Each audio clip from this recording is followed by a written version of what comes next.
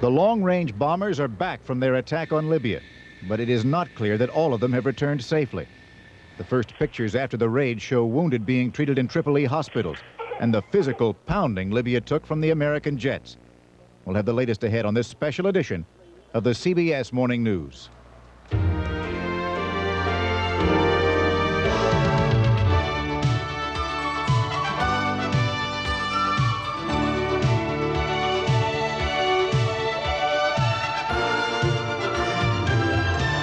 Good morning to you. I'm Forrest Sawyer. And I'm Maria Shriver. Today is Tuesday, April 15th. And here is what is happening this morning in the aftermath of the U.S. air attack on Libya. One American bomber and his two-man crew remain missing. Another of the jets made a safe emergency landing at a Spanish air base this morning. Libya today is calling on its Arab neighbors and allies to strike back at the United States. Libya's oil minister is saying that he will seek an OPEC oil embargo against the U.S. And U.S. embassies and military bases all around the world are on full alert this morning. They are bracing for a possible terrorist response. Of course, we're going to have full details in just a moment. And this morning, we'll get the administration's view of the attack from Vice President George Bush. And we'll ask the experts whether Gaddafi might retaliate with more terrorist attacks.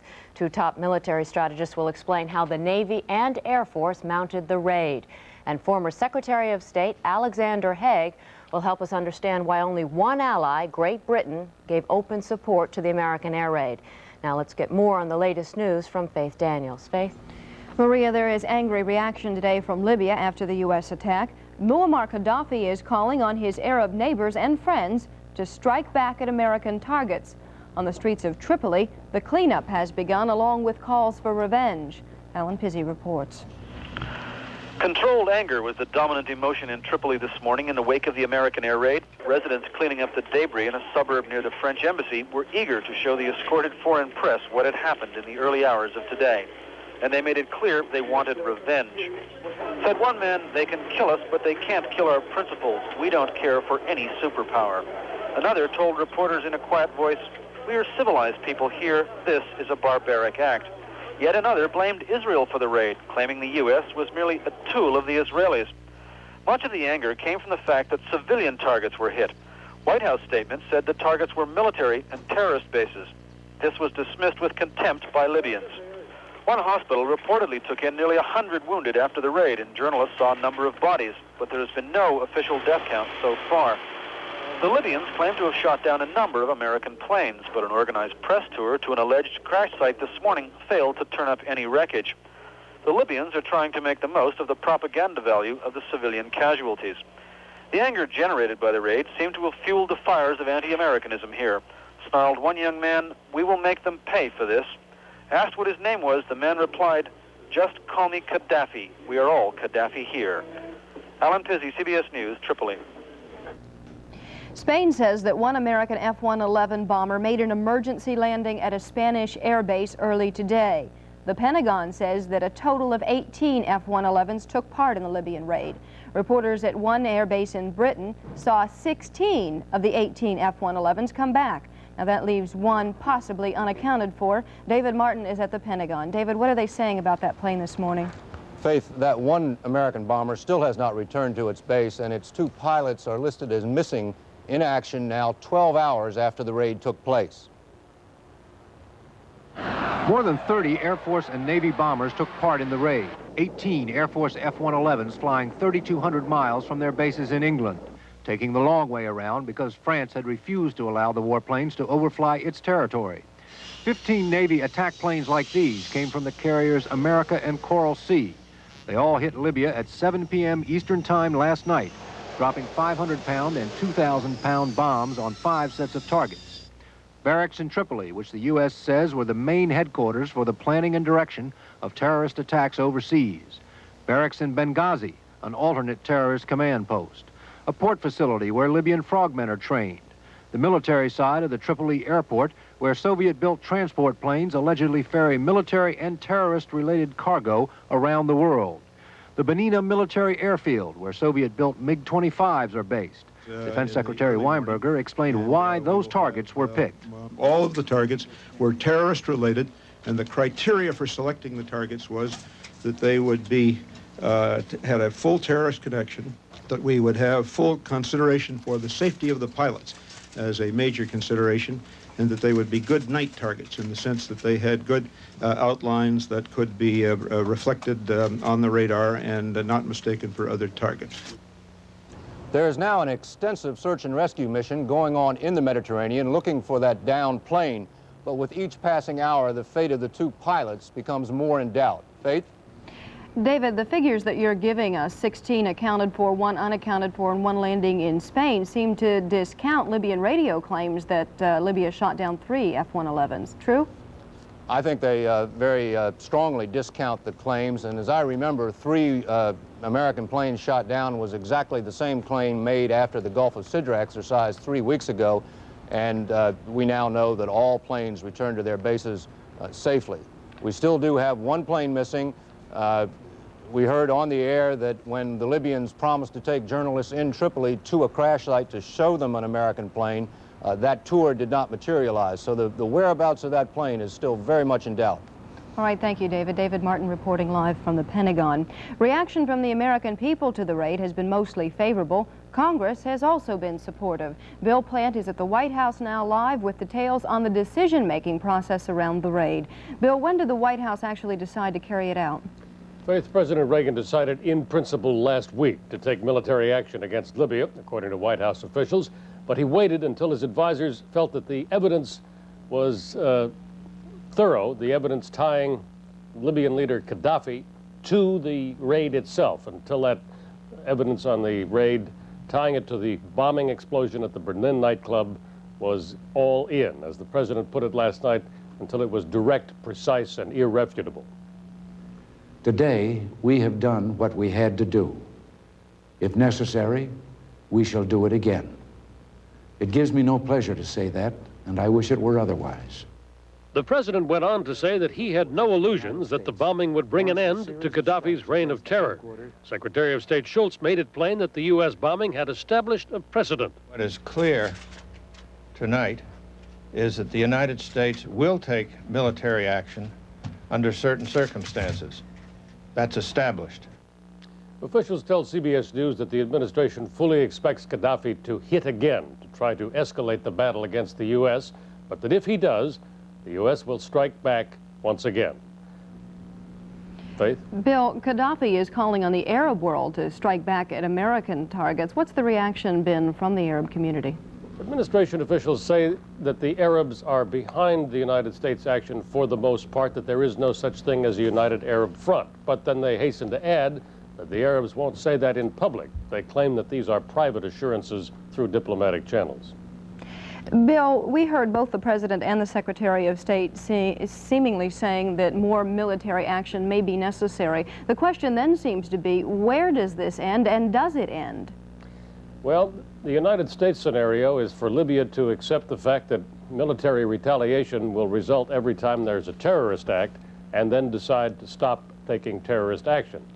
Beyond that, they don't seem to have planned. All right, thank you very much, Bill Plant, live at the White House. Here at home, news of the airstrikes was welcomed by many Americans. For others, it was cause of great concern. But as Rob Armstrong reports, it was news that touched virtually every American. At 7 o'clock this evening, Eastern Time, air and naval forces of the United States. Across the country, Americans watched as the president spoke. They watched and listened, and they talked about it. Obviously, anytime you draw a sword, you have to have some reservation about it, but my suspicion is that we've been pushed to the point where it's absolutely necessary, and occasionally you find yourself pushed to that. The reaction was similar in Detroit. I agree with the aggressive attitude of the president. Alice Beecham's son, Sergeant Kenneth Ford, was the victim of terrorism at a West Berlin disco.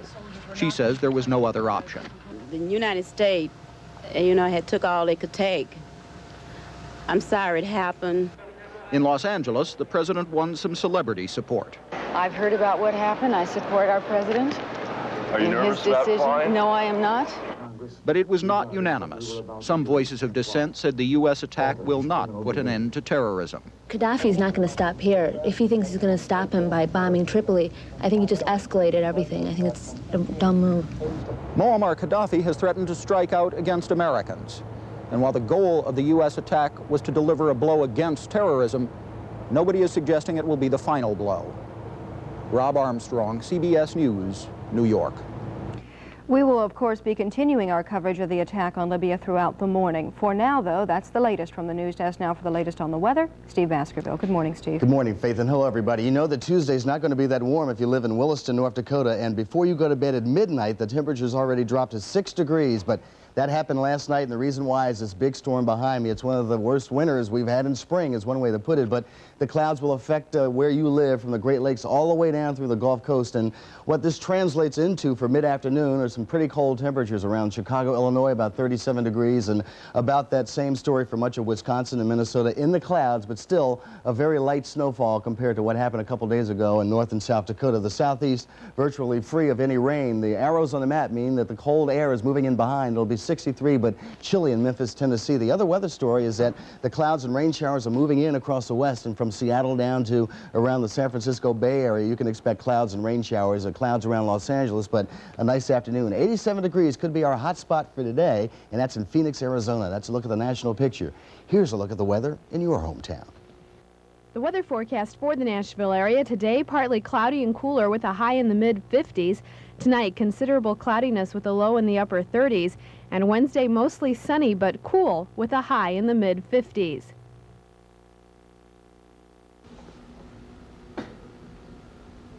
And I'll see you again in about a half hour. All right. Thank you very much, Steve. Throughout this special edition of the CBS Morning News, we're going to be examining the attack on Libya and its implications for the future. First, the White House view. Vice President George Bush returned over the weekend from his trip to the Mideast, and he is joining us this morning in our Washington bureau.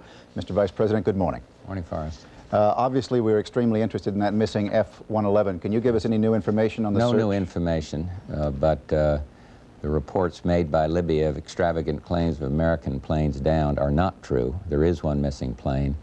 We do have search and rescue assets in the area, but that's all I know about it right now. Do you have any reason to believe that it might have been lost during the attack itself? No, we have no information. We received from the President and the briefings by Mr. Schultz and Mr. Weinberger last night a considerable look at the intelligence information that you had gathered on Mr. Gaddafi. Clearly you have been intercepting cables between the Libyan People's Bureau and Tripoli. Will you be able to release any of that evidence now that you've already talked about it? I don't think that the copy of what we have will be released. I do think that we have satisfied our friends abroad that have seen this evidence. As you know, General Walters and others have taken diplomatic missions. But one thing we have got to do is, to the best possible, even now, protect the sources and methods of intelligence so we can continue, hopefully, to protect lives around the world. There have been other attacks in the past. Yes. Was the link between the Berlin attack and Libya harder than any we have had before? I'd say it was so clear that even doubters who have seen the evidence would accept it as just incontrovertible. We are hearing now that the United States believes that Libya will continue to press for terrorist attacks. Do you have any reason to believe he is doing it now? Do you have any idea of the direction he's going? Not this minute. There's been nothing in overnight that I know of. We didn't think that this attack, remember these key words, self-defense, response, and then the targeting, going after the assets that plan terrorism, that augment terrorism, staying away as much as possibly can from civilian damage. This is what the strike was about, but we don't think that it's going to end terrorism. We do hope that someday the people of Libya will wake up and have a change in policy that will keep that country from exporting terrorism. I want to make one other point, if I might, Forrest. This is not, we don't call this Arab terrorism. I'm just back from 4 countries in the Arab world, the Muslim world. They are the victims of terrorism of this nature from time to time. What we see is an isolated state, Libya, with a madman at its head who is sponsoring terrorism. And so we don't think he'll end as of now, but he knows now that he cannot do this with impunity. Mr. Vice President, earlier this morning I spoke with the former Secretaries of Defense, Harold Brown and James Schlesinger. Both of them raised the idea that this may now represent a kind of change in policy direction for the United States, in the sense that you have put yourself in the position of when there is a terrorist strike, the United States must respond with force. Is this that kind of watershed event? I wouldn't say we must respond, but I think there is. They're both very sage people, and I think they have a point that I would phrase it to might respond, because you have to weigh the evidence, you have to weigh the targets, you have to keep in mind the president has the sole responsibility for keeping in mind the safety of the people carrying out the attack. But I think the key point is not that we have to respond on every single, to every single event, but that we will respond. That's the key point. Does that lock you into a kind of ladder of escalation? I wouldn't say so, but as the president, I know how he feels on this one, and we are not foreclosing options of any kind. But I think that the world will see that, and see proudly, that somebody, in this instance the United States, is willing to stand up to state-sponsored terrorism. The F-111s that lifted off from Britain did not cross French airspace because you did not receive permission from France to do so. There were other countries you could have flown across. I suppose Spain is one of them. Did you make requests to those nations? Well, I think the fact is that we decided to take these planes out to sea so we would not compel countries to have to make the choice. France, as has been reported, did deny coverage and did deny clearance, and so then I think the decision was made, well, let's go outside and save friends the embarrassment of having to make such a decision. Is what you're saying basically that you knew that they were not going to support your action, and therefore why get into it? Well, I'm not going to go further into our relations with others. We've gone out of our way in terms of consultation with all countries in that area that might be involved, and I think the way we did it put less pressure on friends than in any other conceivable way. Vice President of the United States, George Bush, thank you for talking with us this morning, Thank you, sir. When we come back, we're going to have some foreign reaction to all of this. The time now, 17 minutes past the hour. How long does it really take to make top-quality eyeglasses, even bifocals? About an hour, when you get them where they're made, at Lens Crafters. Listen. They say they have your glasses ready within an hour, and they do. It's fun to get your glasses in an hour. Never seen that many frames before. After waiting 2 to 3 weeks at other places, I came here, got my glasses within an hour, and I was very happy. Glasses in about an hour. Lens Crafters, Hickory Hollow Mall, 100 Oaks Mall, and 910 2 Mile Parkway behind McDonald's and First American Bank. Ooh, I like your outfit. Had it for years. Would you hand me my blue shirt? Sure. It's not clean. Sure it is. Smell it. I thought it was clean. How can you tell if a blue shirt's clean? With clean-smelling Gain. Gain gets out tough dirt you can see, and even smelly dirt you can't see. With Gain, there's more to clean than meets the eye. Now it's clean. With clean-smelling Gain, there's more to clean than meets the eye. Long-distance phone service. Once you had no choice, but now you have a lot. Which one's right? U.S. Telecom, because we'll save you more than MCI, and we'll save you up to 40% more than AT&T. With this guarantee, if you're not satisfied, we'll switch you back to AT&T free. U.S. Telecom, it's guaranteed. Call 1-800-531-1986. U.S. Telecom, the right price. Excuse us for half a minute, please. The Fun and Games Department of 106 WLAC-FM has a very special array of gifts for our listeners, including paid-up MasterCard and Quicksilver accounts from Commerce Union Bank and a fabulous Jaguar XJS from Thoroughbred Motor Cars. We've mailed you a colorful information packet to tell you about it. Or tune in for details. Class and Clout, the latest round of the People's Choice Awards from 106 WLAC-FM, Nashville's Class and Clout FM.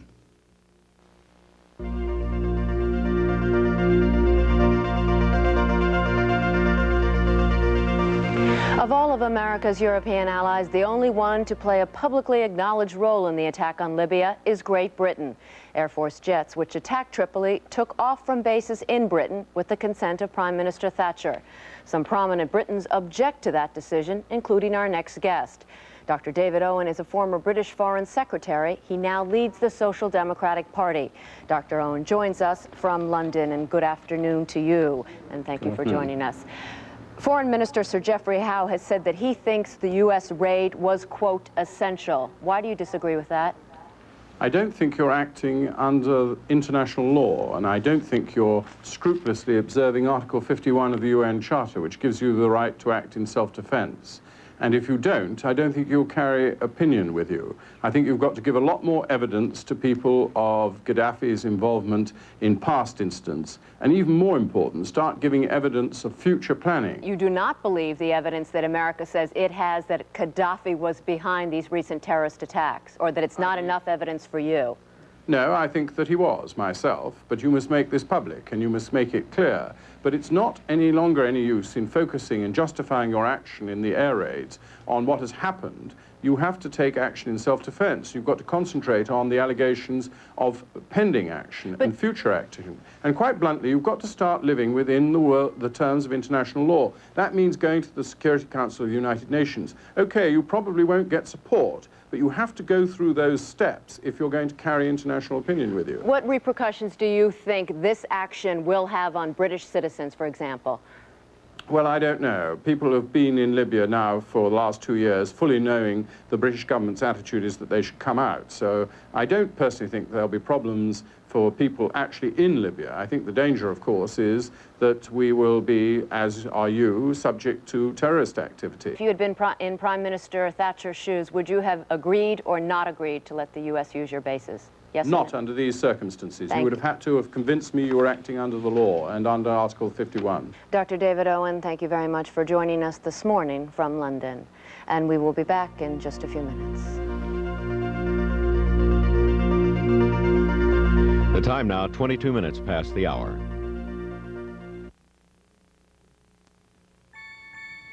Waiting. You've been waiting a long time for this moment. The time when you bring your baby home. At times like these, it's really comforting to realize that someone else has been waiting right along with you and is prepared just for your special day.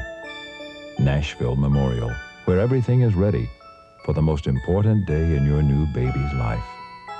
Birthday.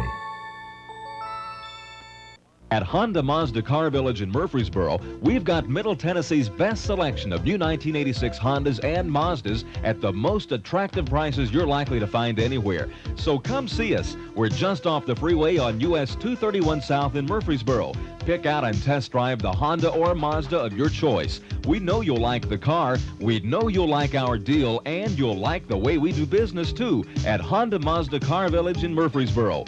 What more could you ask? Mayor Richard Fulton. 35 students, just too many for even the best teacher to do a good job with. Their future is in our hands, and one day our future will be in their hands. Richard Fulton believes they are being shortchanged and that our investment in them is too small. Richard Fulton says if we rob them today, we steal our own tomorrows. Richard Fulton. As U.S. Congressman and Mayor of Nashville, he has set goals and met them. Now he is determined to improve education. Unbelievable!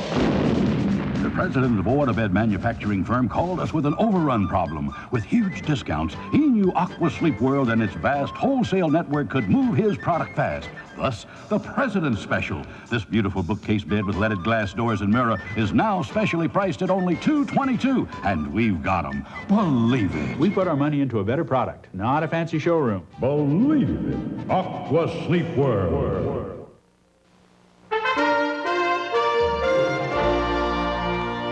Well, quite clearly what has happened in Libya is a profound event that is going to affect United States policy in the Middle East for a very long time to come. Throughout this special edition of the CBS Morning News, we are going to have a look at the attack on Libya and what it means for the future. Coming up in our next half hour, we want to look at the attack itself and determine whether what their objectives were accomplished. We'll be looking at it from a military point of view. We'll also be looking at an important link in this, whether we got cooperation from our allies in Europe. All of that and a lot more when we continue on the CBS Morning News.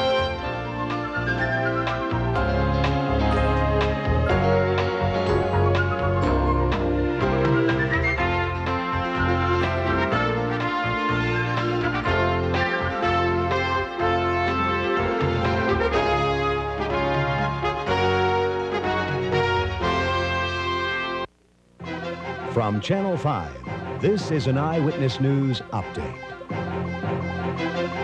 Good morning, everyone. I'm Les Heinz. You may need a light jacket today because we're in store for some cool weather. Checking the Nashville area forecast, we can expect partly cloudy skies today with cooler temperatures, a high in the mid-50s. Tonight, considerable cloudiness with a low in the upper 30s, and on Wednesday, mostly sunny but cool with a high in the mid-50s. Currently, the temperature in Nashville is 46 degrees. The relative humidity is 53%. The winds are from the southwest at 8 miles per hour, and the barometer is at 29.92 and falling. We do have one traffic accident to report on the roads in Nashville this morning. The accident is at the 200 block of Haywood Lane. The 200 block of Haywood Lane is one area you might want to try to avoid as you're going to work this morning. In our news, Congressman Bill Boner says much of the controversy that has surrounded him is because Nashville's morning newspaper, the Tennessean, decided to make his financial affairs a news story.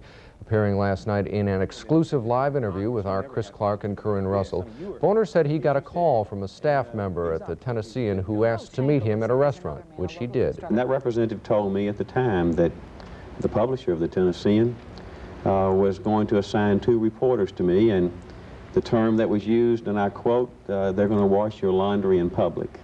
Now, why they were going to do that and why that has occurred, I don't know.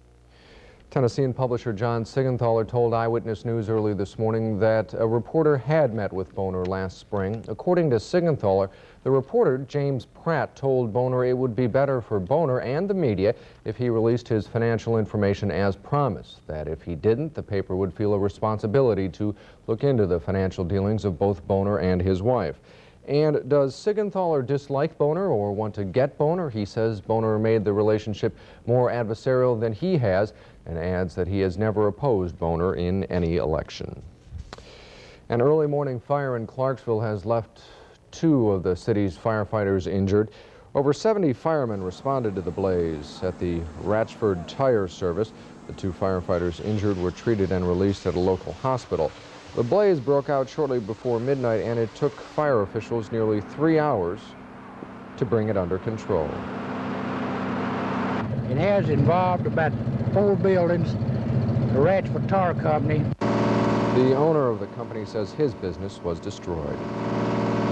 Just total inventory and all our equipment that were in there. Do you have any idea what might have started the fire? No, I really didn't. Our smoke alarm went off and called me at home, and I came up and it was burning in the warehouse area. I have no idea. The city called in 45 off-duty firefighters to help extinguish the blaze. Fire officials say they hope to get into the building today to begin their investigation. No damage estimate or cause is available. The building covered about half a city block. Police officers in Clarksville were also busy this morning rerouting traffic away from the fire. The tire company is located on 41 North, a major thoroughfare in the city. And we'll be back with more news in just a moment. Good. Here's my York rebate check for $100. I got it when I bought this all-new York heat pump. This York heat pump is so advanced, it has a computer brain and a built-in memory. You can have one, too, plus $100 rebate. Look. Serving Murfreesboro and Rutherford County with quality York systems is Frazier Electric. Call Mike or Horace Frazier for your residential or commercial needs. Frazier is a TVA-certified contractor. York, the only system with a brain, a memory, and a $100 rebate.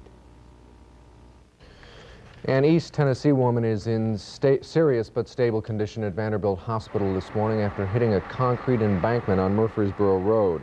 Metro Police say 22-year-old Valerie Shea of Cumberland Gap was south on Murfreesboro Road when she apparently lost control of her car. Police say she hit a bridge embankment of the median near Volte Boulevard. The accident occurred shortly before 4 a.m. this morning. Police say charges are pending.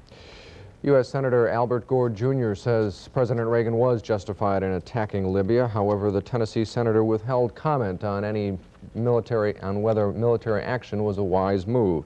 The state's other Democratic Senator Jim Sasser says he will make a comment on the attack later today. CBS Morning News will have more on that. We'll be back with another update in 1 hour.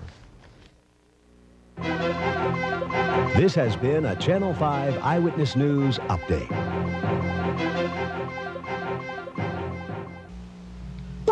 The CBS Morning News continues with Maria Shriver and Forrest Sawyer.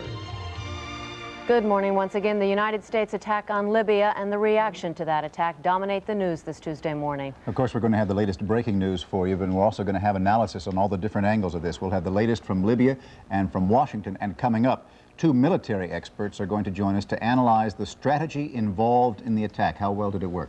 But let's get the latest news right now. Here is Faith Daniels. Faith?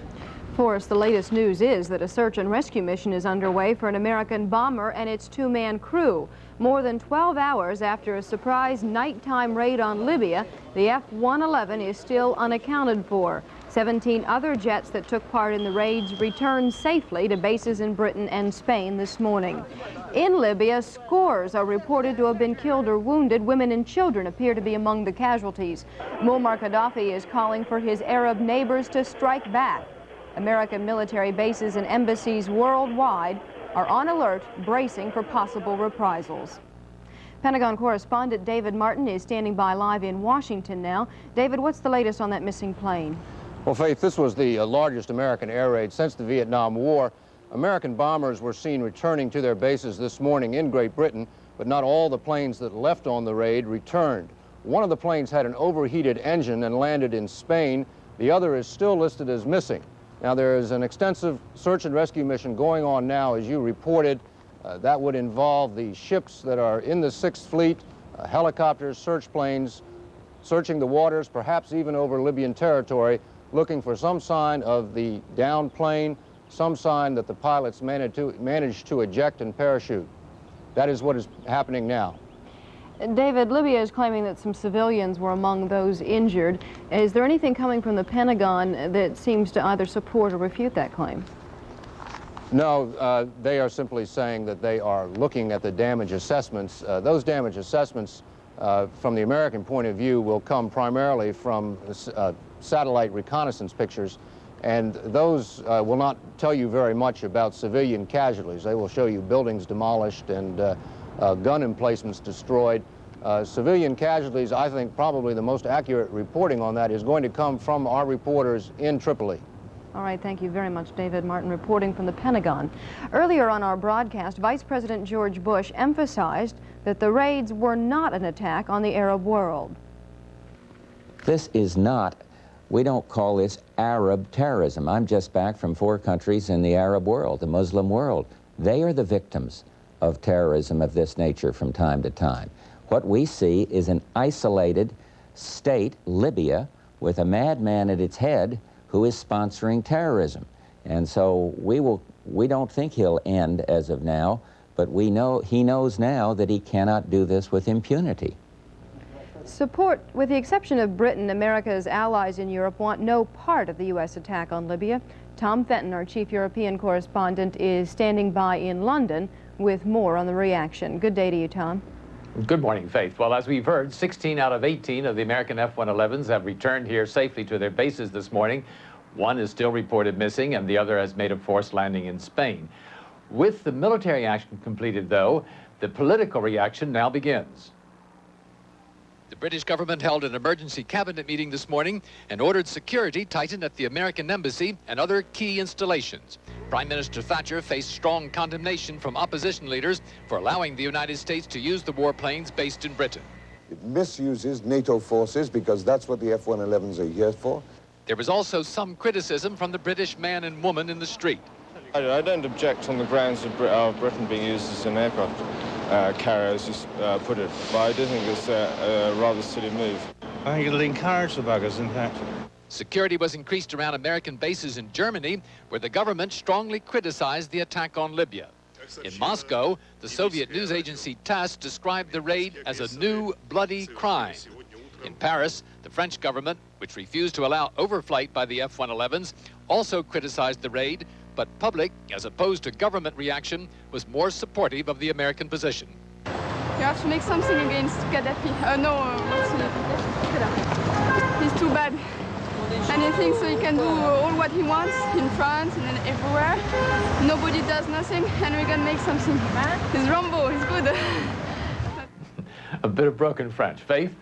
All right, thank you very much. Tom Fenton reporting live from London. That is the latest from the news desk for now. We'll continue our coverage of the attack on Libya in just a moment. Right now, Steve Baskerville on the weather. Steve? Thank you, Faith. Hello, everybody. You know, it's not unusual at all in April to have to check the radar. It's usually for rain, but what is rare is to have to check for snow, and snow is still a big item, and it's still falling across portions of eastern North and South Dakota. What is not showing up on the radar, the trouble spots with some of the roads and highways like Interstate 90 in South Dakota as it runs across the state. And if you're headed in that direction, watch out because some of the road has been blocked by ice and snow. And this whole area will be snow across the western lakes in much of northern Illinois and eastern Iowa and Minnesota and Wisconsin later today. Not a great accumulation at all, maybe only a slight inch or two. The rain will fall across Pennsylvania and New York and clouds up through New England, but that's later on this afternoon and tonight. Florida will stay free on the eastern side of it all. 84 degrees for Miami. The central states in beautiful shape from a cold 31 up in Bismarck all the way down to 75 in Dallas. What's happening out west? Only clouds and very light showers across the Pacific Northwest. That's a look at the national picture. Here's a look at the weather in your hometown. The weather forecast for the Nashville area today, partly cloudy and cooler with a high in the mid-50s. Tonight, considerable cloudiness with a low in the upper 30s. And Wednesday, mostly sunny but cool with a high in the mid-50s. And I'll see you again in about a half hour or so. Thank you very much, Steve. Now, ahead as we continue our coverage of the attack in Libya and what it means, we're going to look at Washington's frustration in trying to win Allied support for bombing Libya. The time now, 36 minutes past the hour.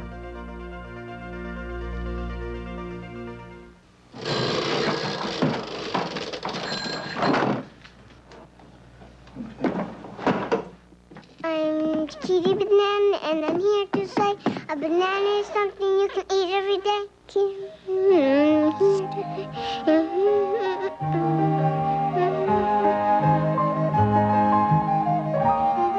Jamie, what are you doing? Eating a Chiquita. Okay. Chiquita, the world's most famous banana.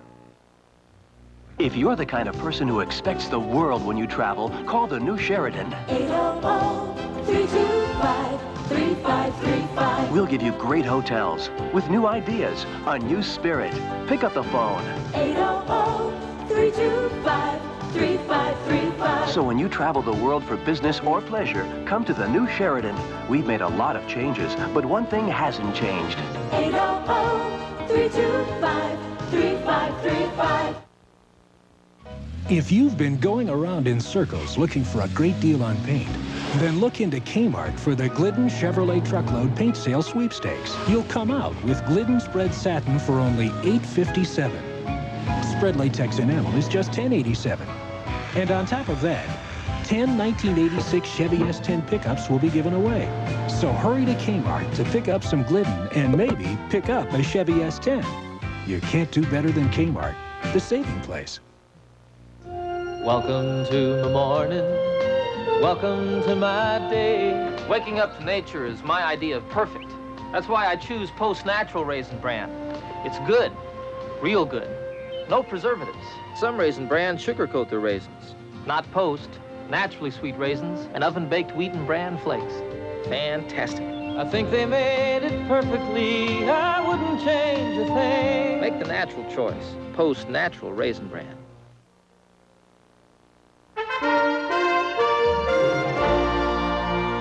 The two-pronged attack on Libya has made a clear statement about the state of U.S.-Libyan relations, but it also says something about the limits of America's Allied connection. Our Washington correspondent Terrence Smith joins us for a look at the European connection and what it may mean for the future. Good morning, Terry. Good morning, Maria. You know, diplomatically, the airstrike was both a breakthrough in terms of Allied support and a demonstration of the major problems that remain to be solved before the West can present a united front against terrorism. The Air Force bombers that participated in the raid took off from bases in Great Britain. It was the first such direct cooperation by a European country in an American military action in the Middle East in more than a decade. But the route followed by the F-111 bombers was a roundabout 3,200 miles, nearly twice as long as it would have been if the French had permitted the planes to pass over their territory. Secretary Weinberger said the French had specifically refused such permission. If we had permission to fly a direct route, we would have not subjected the pilots to quite such a long flight. From the Oval Office, the president went out of his way to thank the British. To our friends and allies in Europe who cooperated in today's mission, I would only say you have the permanent gratitude of the American people. The president avoided any direct criticism of the allies who did not cooperate, but Secretary Shultz conceded that the other Europeans were not on board. They do not yet share our conviction that action of this kind is necessary. Mr. Shultz suggested that the real lesson of the raid was in the precedent set for the future.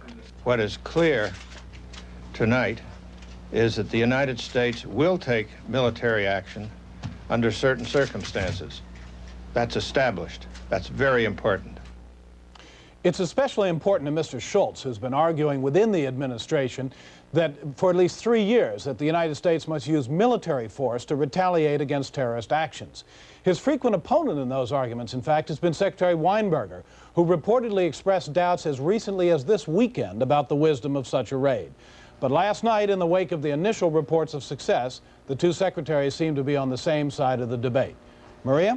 Terry, did the administration make a serious effort to win wider support from its allies? Well, they did, in fact. UN Ambassador Walters hand-carried top-secret intelligence linking the Libyans to the latest terrorist bombing in Berlin on his weekend tour of the European capitals. Now, the French and Italians reportedly accepted the evidence, but they still argued, and they still argue this morning, against a military action. Their theory is it will simply stimulate more terrorism and more violence, some of which is going to take place on their soil, so they don't buy it. Terrence Smith, our Washington correspondent, thank you very much. We'll continue our coverage in just a few minutes. Stay with us.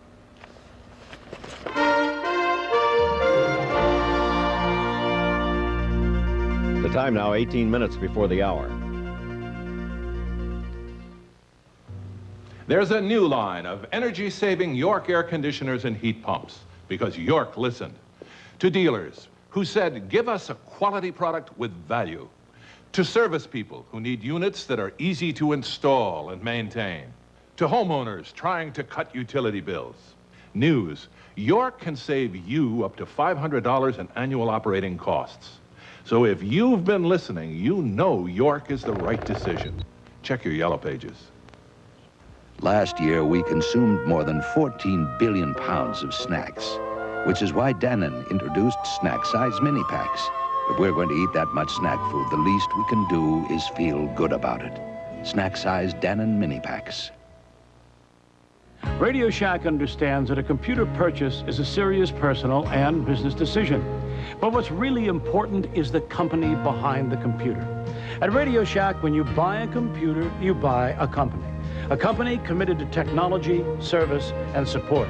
We'll be here when you need us, with a telephone hotline, training, education, and excellent service. Tandy Computers, in business, for business. Tandy, clearly superior. Get that toaster fixed yet, dear? Time out for Tetley. When you're all charged up, there's nothing like a relaxing cup of Tetley tea. Time out for tiny little tea leaves in Tetley tea.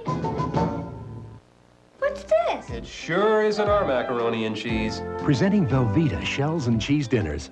Why did Mommy switch? Velveeta shells and cheese dinners taste creamier because we start with creamy Velveeta cheese sauce, not a powder. We liked our old macaroni and cheese. With pasta shells that hold on to that creamy Velveeta. This tastes creamier than our old macaroni and cheese. I hope you learned your lesson. Velveeta shells and cheese dinners taste creamier than the rest because it's Velveeta. Our special edition coverage of the attack on Libya continues with a look at the military strategy behind the raid. Now, before we meet our guests, let's have a look at yesterday's tactics and targets. The raid was set in motion from two locations, thousands of miles apart. 18 Air Force fighter bombers set off from bases in Britain, denied a direct route over France. The F-111 jets took an Atlantic detour toward Libya's western coastline. In the meantime, the carriers Coral Sea and America steamed through the straits between Italy and Sicily. From their decks, 15 A-6 and A-7 jets took off for targets in eastern Libya. The Air Force F-111s targeted 3 sites: the military side of Tripoli Airport, a port facility called Sidi Bilal, believed to be a transfer point for terrorists and their equipment, and a military barracks. The carrier-based Navy jets struck at 2 bases near Benghazi, a barracks, and the Benina military airfield, the site of Soviet-built MiG-25s.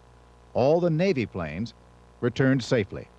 Now, what did the raid accomplish? 2 military experts join us for a look at that. From our bureau in Seattle, Admiral Elmo Zumwalt. He is the former Chief of Naval Operations. He is a former member of the Joint Chiefs of Staff. In Boston, Daniel Pipes, Professor of Strategy at the U.S. Naval War College. Gentlemen, good morning. Good morning. Good morning. Admiral, if I could begin with you, obviously the political goal was to teach Libya a lesson, and this was how it was achieved militarily. Do you feel that it was handled well? Yes, I think it was well executed, and is the first step in a process that had to be initiated. Would you recommend these targets that were chosen? I think they were well chosen. Do you feel that it was a strong enough hit? Yes, I think as a first step it was. It's clear that Gaddafi planned additional terrorist acts. He will undoubtedly carry those out. Other reprisals will have to be taken, and they will have to be of greater magnitude, in my judgment. We will look at tactics in a moment, but first, Professor Pipes, your assessment. I would wager that you would think we did not go quite far enough. That's right, Forrest. Let me start by saying that I'm very much in favor of what we did do, and I'm proud of our government, and I'm sorry that so many of our allies are not with us. But on the other hand, I think it's dangerous to go step by step. Because if we do go step by step, turning the screw ever so slightly on the colonel, there is a danger that he'll turn to the Soviet Union and perhaps give them an Air Force base or other facilities that will make the task all that much harder. So I think the United States should either not use force or use it massively to effect a real political change within Libya. Wait, you mean to say so massively as to try to overthrow the Gaddafi government? Something like that, that's right.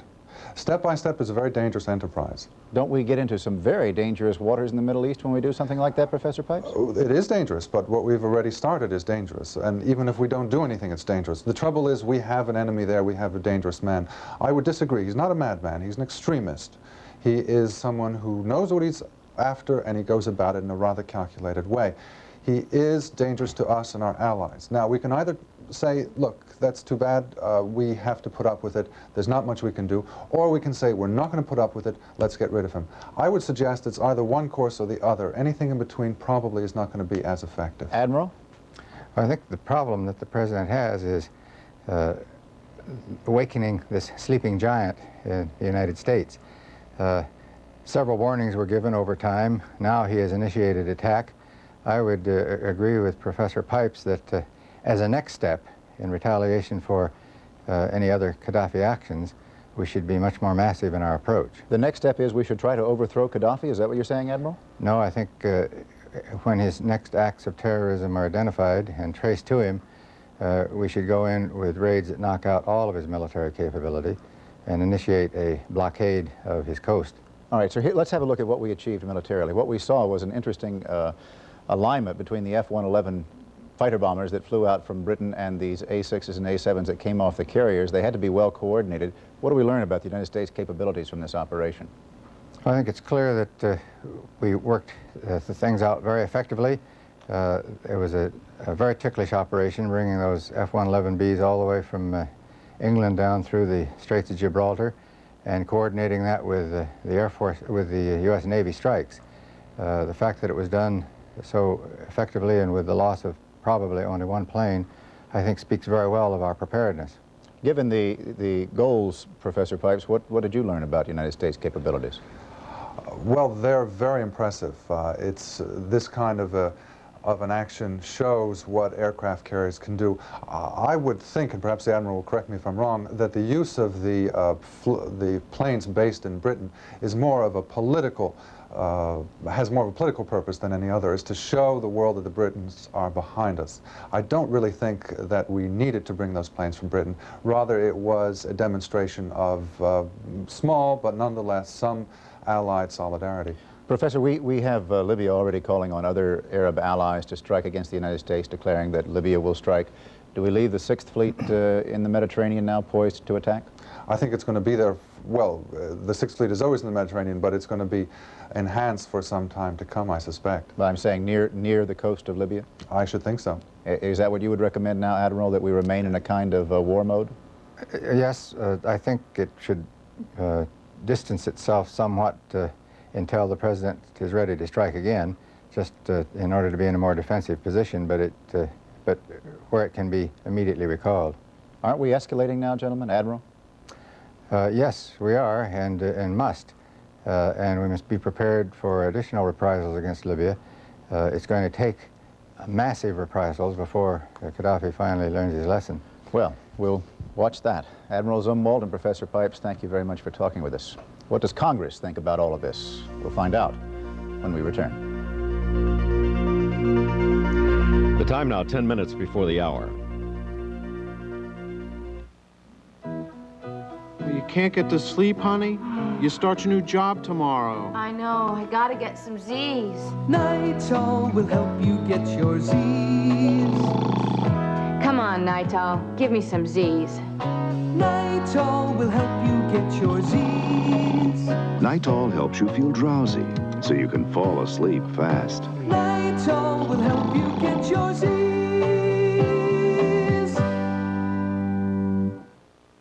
Morning is your time. The earth wakes up with you. You always feel that spark of life in everything you do. Grape nuts. For you, it's as natural as the morning. No sugar added, no preservatives, just an honest nutty crunch. Post Grape Nuts cereal. You know when you've got it good. Yes, you know when you've got it good. Reunity, it tastes so fine. Reunity, pure and natural wine. Reunity on ice. Reunity so nice. Reunity, Reunity. Have a little Reuniti on us. April is Reuniti Tasting Month. Try America's best-loved imported wine on us. Look for details in April magazines or look for Reuniti store displays. Have a little Reuniti. On us. When you're dealing with higher volumes of information and need answers fast, you search everywhere for solutions, but find it hard to get on top of things. That's why IBM created the personal computer AT, with the power to push high performance even higher. With the AT, fast becomes faster, and the capacity to handle data becomes greater, all to help put your business on solid ground.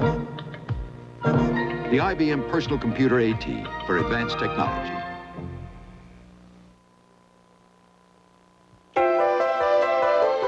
The time now, 7.5 minutes before the hour, and here's a check on the weather in your hometown. The weather forecast for the Nashville area today, partly cloudy and cooler with a high in the mid-50s. Tonight, considerable cloudiness with a low in the upper 30s. And Wednesday, mostly sunny but cool with a high in the mid-50s.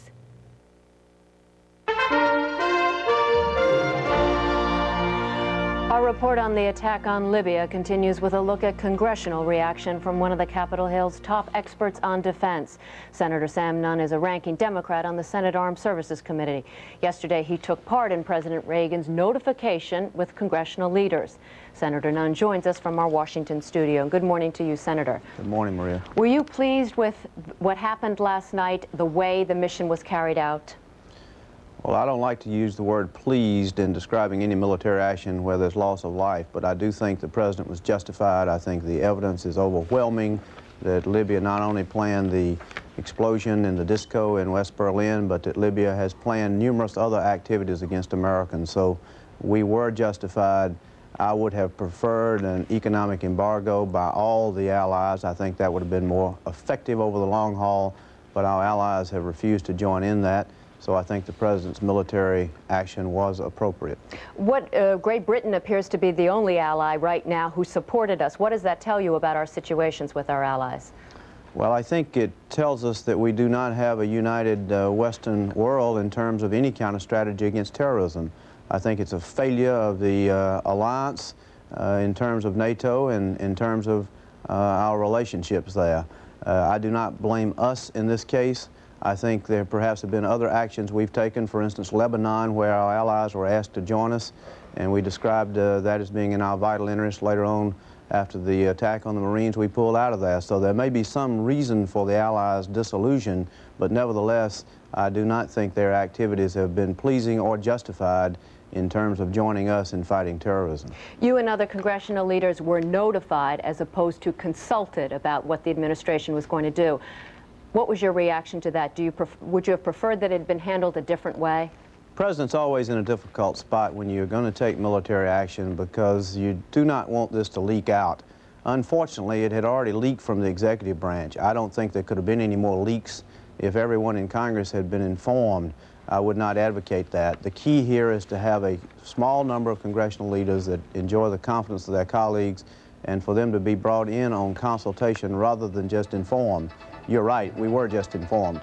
There is certainly a lot of speculation this morning as to what the United States achieved by this move. What do you think we achieved? In the short run, it may get rougher.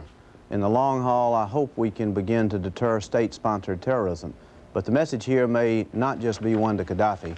It may also be one to our allies that if they want to avoid military action in the future, they should join in economic action with the United States and really have a united front against terrorism. In your opinion, then, have we entered into a new era in dealing with terrorism? Have we sent out a signal that we're going to be a different country, we're going to react in a different manner from now on?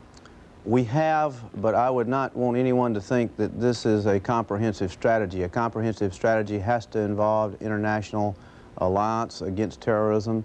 This was a U.S. military unilateral action that was justified, but we also should not be deluded into thinking that Gaddafi is the only source of terrorism. It's widespread, it's broad, there are many different groups, and Libya is not the only state that supports it. So it's a complex area. We have entered into a new era in terms of the U.S. willingness to use force, but the answers are not easy. How much in danger do you think we are right now? Libya is calling on its Arab allies to attack American targets around the world. They're calling for an oil embargo. How difficult, what kind of emergency are we talking about, in your opinion? Well, an oil embargo is a joke. That's precisely what I would like to see happen. I would like for Libya to try to not sell oil for a while, and then that would bring them to their knees economically and perhaps cause the overthrow of Gaddafi. So I don't take that seriously. I do take the threat of terrorism seriously. I don't think Libya controls all of it, but I do think that a lot of groups want to go after the United States anyway, and they may very well use this for an excuse. So we will have a dangerous period here. Senator Sam Nunn joining us this morning from our Washington studio. Thank you very much. Thank you, Maria. Forrest? Well, I think if you have been listening through some of our coverage in this past hour, you know that we are in a very powerful moment in United States history. In our next hour, we're going to continue coverage of this attack on Libya. We're going to talk with former Secretary of State Alexander Haig. We'll ask him where he sees the United States going, just how dangerous he sees the waters. And we'll talk with former Defense Secretaries Harold Brown and James Schlesinger. All ahead on a special edition of the CBS Morning News. Most watched for 5 years running. More trusted in 2 separate independent polls. Voted best by the Washington Journalism Review 2 years in a row. When America makes a choice, it's not by chance. Watch Dan Rather weeknights on the CBS Evening News. We keep America on top of the world. Tonight, the saga of an American hero continues. War with Mexico could start right here in the next 10 minutes. As a nation expands its borders and a daughter reaches out to her father. See that man with the tall black hat? He's your grandfather. The story of a dream just within reach continues. Richard Chamberlain in Dream West tonight. This is CBS. United Technical Institute offers accredited courses leading to an immediate career in the field of electronics. Our direct hands-on curriculum is structured to qualify our graduate for immediate employment in the field of electronics. Because tomorrow's what you make it all that you have planned. United Technical Institute, put your future in our hands. What would you do for a Klondike bar? Would you make monkey sounds? Monkey sounds? Gee, I don't think so. Got the Klondike right here. Rich vanilla ice cream smothered in thick chocolate. No, that's a baboon. I think you've drifted into gorilla. That's got it. For that chocolate-coated ice cream, loaded big and thick, no room for a stick. What would you do for a Klondike bar? You don't have to act like a monkey anymore. Okay, fine.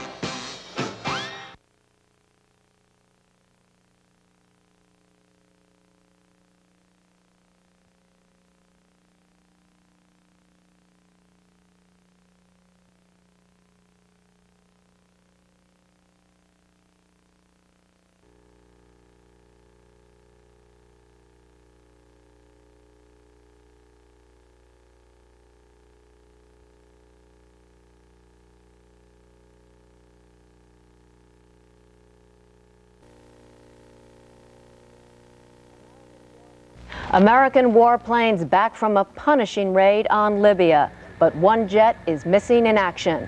The U.S. response to terror and a first look at the destruction in Libya, ahead on this special edition of the CBS Morning News.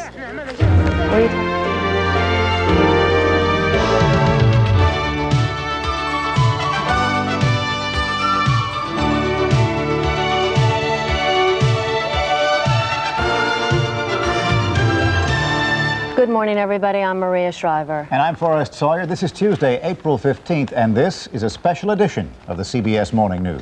A massive search and rescue operation is on for one missing bomber and its two-man crew. Muammar Gaddafi is calling on all Arab nations to take revenge on American targets. U.S. bases and embassies are all on alert, and our allies, for the most part, say America should not have launched its attack. We'll have full details ahead. The world is certainly a different place this morning. Was this raid a wise move on the part of the United States? Now, in the hour ahead, we're going to talk with two former Secretaries of Defense, Harold Brown and James Schlesinger. We'll get their views. We're also going to have some insights, and this is important, into the likely reaction in the Arab world. It is certainly no monolith there, and Gaddafi has his supporters and his detractors. We'll also ask why Europe has been so afraid to strike back in this fashion against Gaddafi. And terrorism expert Claire Sterling is going to examine the heart of the terror network. And of course, we're going to see how the United States citizen feels about this. How are people across the United States reacting to the raid? We'll find out. But first, let's get the latest news. And at the news desk, Faith Daniels. Forrest, there is no indication that any Arab country will take up Muammar Gaddafi's call to take arms against the United States. But Iran's foreign minister says Americans are not safe now in any Islamic land. There are reports of up to 100 casualties after the attack in Tripoli, some of them civilians. Alan Pizzi is there, where after an anxious night, an angry cleanup has begun. The first airstrike was answered with bursts of anti-aircraft fire from the defenses around the Libyan capital. Tracer rounds lit up the sky and buildings shook with the concussions of impacting bombs. It lasted about 20 minutes and the planes were gone. An eerie calm descended. Then, 3 hours later, more shooting. It sounded like gunfire in the streets, but no one was sure or could find out what was going on. Just after dawn, something became clear. Libyan officials took the press out to see the damage. They claimed to have shot down several American planes, but failed to produce evidence of any wreckage. White House spokesman said the targets were military. The victims here claimed they were all civilians. Local residents gave conflicting accounts of the casualties, but there seemed to be many. The mood in the streets was one of anger. Among those wounded were several foreigners, longtime residents of Libya, who shared the sentiments of their hosts. For the most part, anger at this attack is directed at President Reagan, not Americans as a people. But the cries for revenge will still call for attacks against anything that represents the U.S. Alan Pizzi, CBS News, Tripoli. U.S. ships, planes, and helicopters are combing the Mediterranean now for that missing F-111 bomber and its two-man crew. David Martin is live at the Pentagon.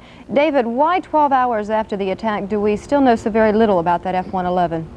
Faith, I'm certain the Pentagon knows much more than it's saying about the whereabouts of that plane and what we think happened to those pilots. Those planes are equipped with emergency communications gear, emergency beacons. The pilots carry emergency beacons in their survival gear when they parachute out of the plane. I think the reason we know so little is that the Pentagon is trying to tell the Libyans as little as possible about where they may be looking for those downed pilots. I'm sure that that search and rescue mission is covering a lot of territory that is either very close to Libyan territorial waters or actually over Libyan territory. And the Pentagon simply does not want to alert Libyan defenses that we are looking that intensively for these pilots. The rest of the Air Force bombers that took part in the raid were seen returning to their bases in England this morning. 16 planes returned to England. One had to land in Spain with an overheated engine. Faith? All right, thank you very much, David Martin. Hopefully we'll learn more during a planned news conference later today. Bill Plant is standing by at the White House now. Bill, what's the latest word from the Reagan administration? Well, Faith, the president and his White House advisors clearly feel that they've made their point by striking hard at Libya's Gaddafi after establishing what they say is a clear link between Gaddafi and the bombing of a West Berlin disco frequented by U.S. servicemen. Earlier on the CBS Morning News, Vice President George Bush suggested that the U.S. would take similar action again if necessary. The key point is not that we have to respond on every single to every single event, but that we will respond. That's the key point. Does that lock you into a kind of ladder of escalation? I wouldn't say so, but I, as the president, I know how he feels on this one, and we are not foreclosing options of any kind. But I think that the world will see that, and see proudly, that somebody, in this instance the United States, is willing to stand up to state-sponsored terrorism. Now, White House officials are quick to admit that they think Gaddafi probably will try to strike again, and fairly soon. That's why U.S. embassies and military bases overseas are on full alert today. The vice president indicated that the U.S. wouldn't necessarily react, but others in the administration make it very clear that they want Gaddafi to believe the administration will come down hard, even more strongly than the last time. Faith? All right, thank you very much, Bill Plant, reporting live from the White House. Among U.S. allies, so far only the British government has voiced support of the strikes. France confirmed it refused use of its airspace by U.S. planes, and the French called the raid a renewal of the chain of violence. Spain has voiced alarm and concern. The Dutch foreign minister condemns the attack, and the Soviet Union says it's a bloody crime. Here at home, congressional reaction is generally favorable. Senate Republican leader Dole says there's no turning back. Senate Democratic leader Byrd says there was no prior consultation with Congress. House Democratic leader Wright says we need to pull together. And Senator Edward Kennedy says he thinks all Americans will stand with the president. Most of the nation learned of the attack while watching television. Harry Smith in Dallas monitored the overall reaction. I have no illusion that tonight's action will ring down the curtain on Gaddafi's reign of terror. Monday night, the miniseries was replaced by major drama. Americans from all walks of life found this drama hard not to watch. After years of being victimized by terrorists, it seemed the United States was finally striking back. I think it's about time America stood up and did something for itself. We need to go there and make a state out of it now. But beneath the bravado, there was concern. Gaddafi's awfully crazy. I don't know what this may precipitate. It's a little nerve-wracking, but I'm 100% in favor of what happened. The White House received more than 1,000 phone calls in the hour after the president's message last night. 71% reacted favorably to United States action against Gaddafi's terrorist strongholds. I'm 18 years old, and that I'll be willing to go there and fight for my country tomorrow if it's necessary. On late-night radio shows, the calls poured in. People almost unanimously agreed over their electronic back fence that what had happened in Libya was long overdue. Fully support his action. I feel we should have done it a little sooner is what I feel. The voice of dissent isolated in the darkness. Do you agree with the president's decision? I think the man's mad. For the second time in less than a month, America has lashed out at the so-called mad dog in the Mediterranean. Again now, the country waits to find out if the dog will bite back. Harry Smith, CBS News, Dallas. For now, that's the latest on the attack on Libya. Now for the latest on the weather, once again, Steve Baskerville. Steve? Thank you, Faith, and hello, everybody. You can take a look at this map behind me and easily answer the question, what is wrong with this picture, especially for 15 days into April? Well, take a look at central portions of North Dakota and what's happening across all of South Dakota, only in the 20s and 30s. That is the #1 weather problem of the day, how cold it is. Some of the roads are very icy and slippery, and blowing snow is another condition, but you will not get a heavy snowfall in that area. Where is most of the snow gone? It has gone to northern Illinois. Look at what's happening around Chicago. Gusty winds and snow at times off and on today, and mostly a wet snow with slight accumulation, but really watch out for the icy roads from North Dakota all the way across the western Great Lakes states, and a slight risk, only a slight risk of thunderstorms breaking out along the mid-Atlantic coast. If you live out west, the weather is beautiful from the Rocky Mountains all the way over to California. Clouds, though, from Southern California all the way up through much of Oregon and Washington, but we only expect a very light rain shower at best. That's a look at the national picture. Here's a look at the weather in your hometown. The weather forecast for the Nashville area today, partly cloudy and cooler with a high in the mid-50s. Tonight, considerable cloudiness with a low in the upper 30s. And Wednesday, mostly sunny but cool with a high in the mid-50s. And I'll see you again in the next half hour. It may be months from now, if ever, before we can be sure if the attack on Libya was the right move. but our next guest can help us look at that question from a rather rare vantage point. Both of them have recently served as Secretaries of Defense. Harold Brown had that position during the Carter administration. Now he is a visiting professor at Johns Hopkins University. Mr. Brown joins us from Washington.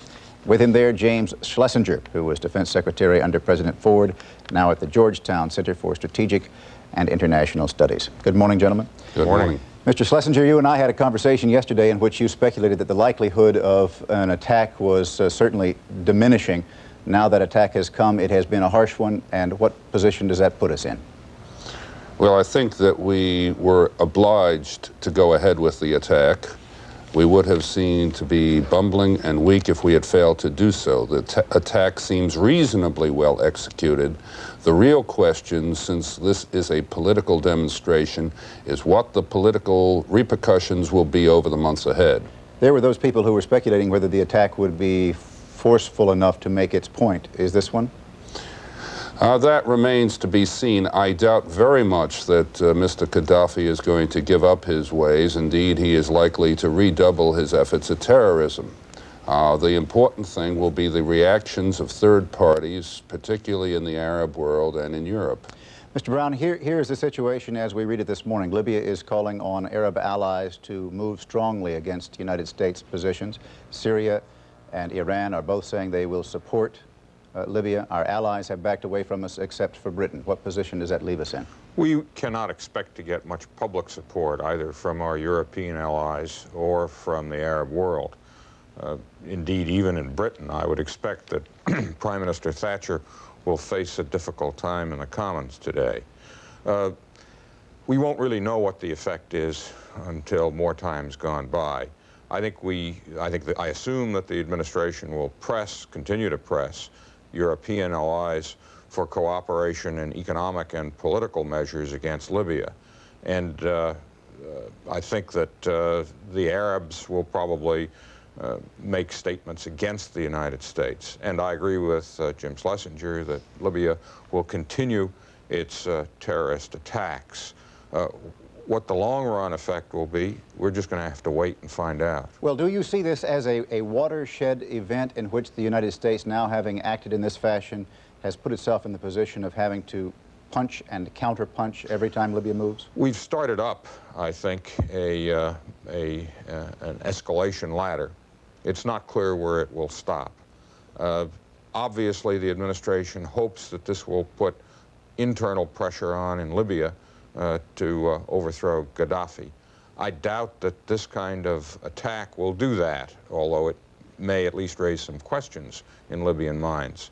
I think that the effective way to do this is with economic and political pressure, but in order to be effective, that has to be concerted by the industrial powers of the Western world. Well, we will have a better clue when we see whether or not there is rioting and anti-American demonstrations in the Arab world, the Islamic world generally, and what the reactions of the European governments will be. They may, aside from the UK, be distancing themselves from us.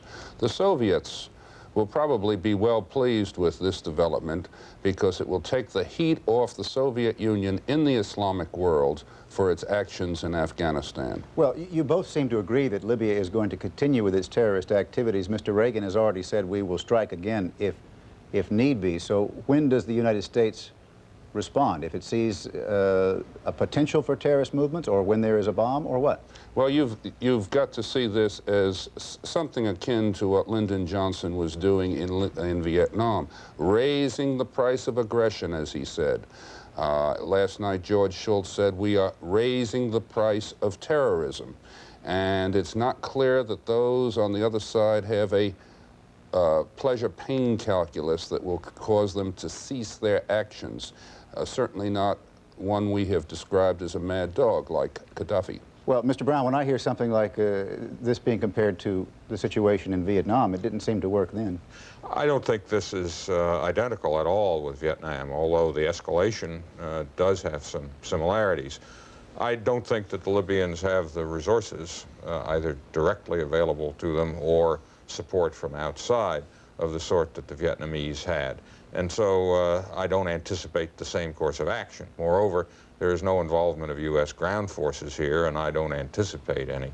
There are those differences, but that doesn't make it possible to predict what's going to happen. Well, the point here is raising the price of aggression or terrorism.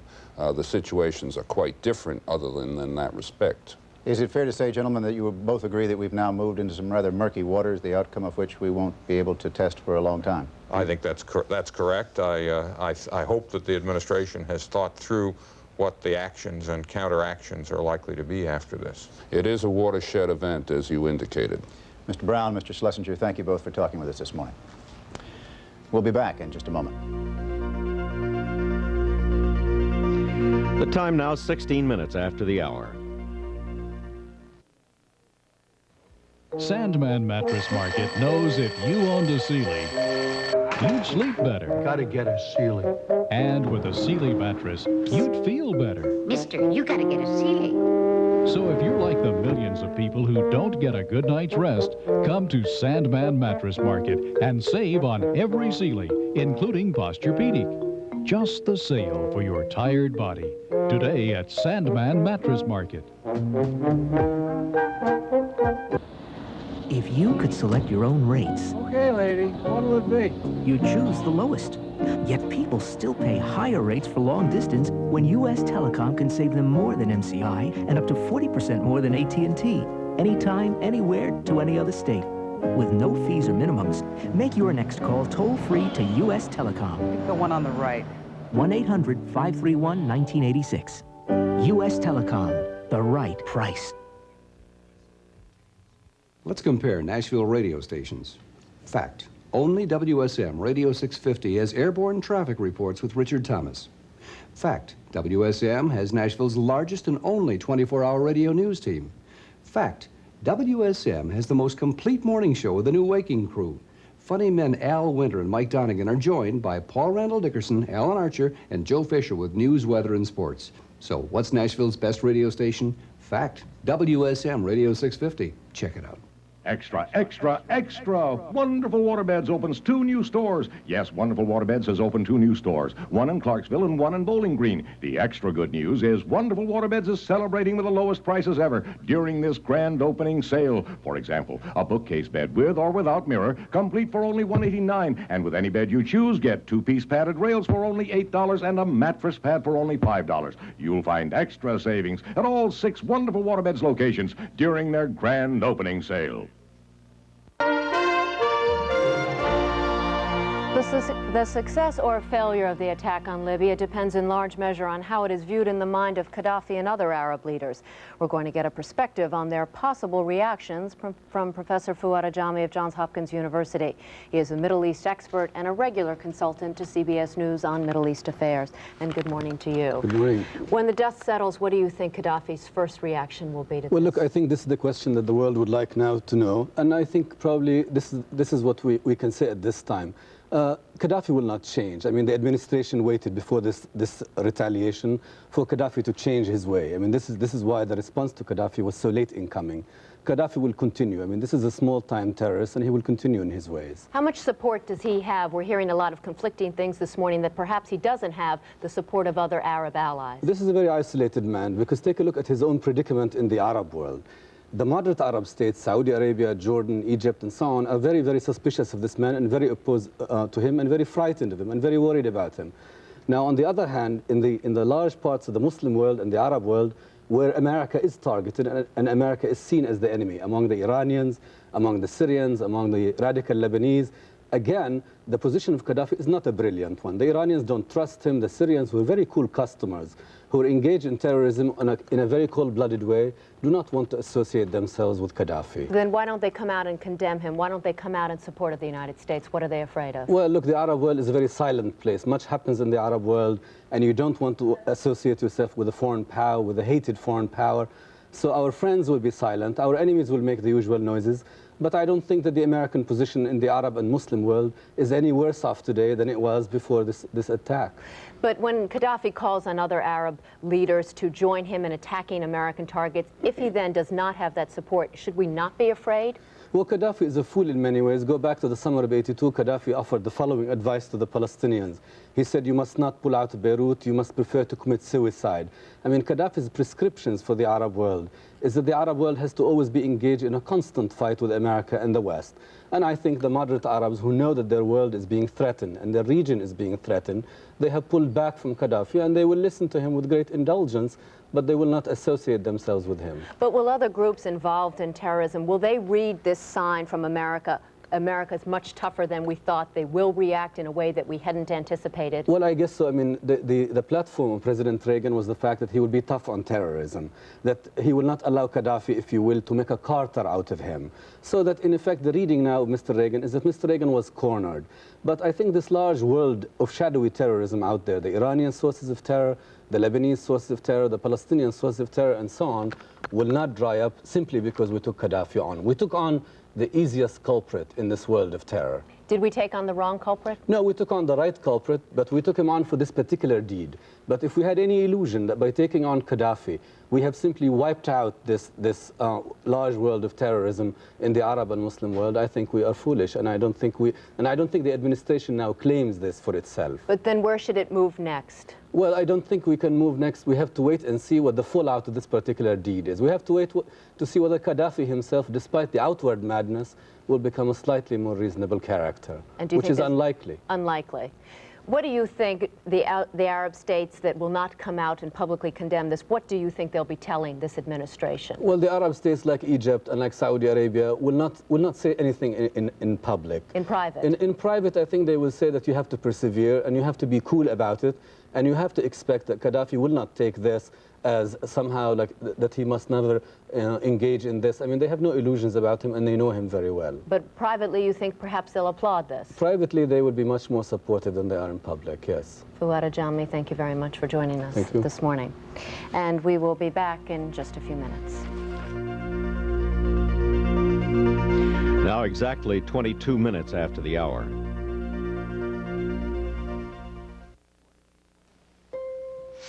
What are you wearing? It's Gain. Isn't that a detergent? Mm-hmm. You know, this is the blouse that you spilled ketchup on. But it looks so wonderful. Followed by hot fudge. Smells wonderful, too. I just washed it in Gain. Did a lot for this blouse. You do a lot for this blouse. I wonder, is it so clean because it smells so good? Or maybe it smells so good because it's so clean. Clean-smelling Gain. Hey, Vern, what's going on? Looks like a convention for junk food junkies. You know, Vern, you eating all this stuff, I'm surprised you're not belly up. And speaking of belly up, you know what you need, Vern? It's some of this Purity, sweet acidophilus, low-fat milk. Low-fat milk, Vern, helps keep you slim and trim. So get some Purity, sweet acidophilus, low-fat milk, Vern, and help preserve life on this planet as we know it. Know what I mean? This mouthwash is used by many physicians, dentists, and hospitals. In fact, it's used more in hospitals than all other brands combined. Cepacol, with an antiseptic action that kills germs that cause bad breath. Cepacol, with a germ-killing formula that reduces plaque buildup. Cepacol, with a refreshing non-medicine taste. It's the germ-killing mouthwash that's #1 in hospitals. All this for Aqua Sleep World? And for all the stores we sell wholesale to around the country, stretching from Michigan to Florida. But now, the public can buy from us at wholesale prices, too. So wholesale everyday pricing isn't just a gimmick? Oh, no. And for the past decade, we've always selected the finest quality waterbeds and accessories. Now wholesale to the public. Believe it. Aqua Sleep World.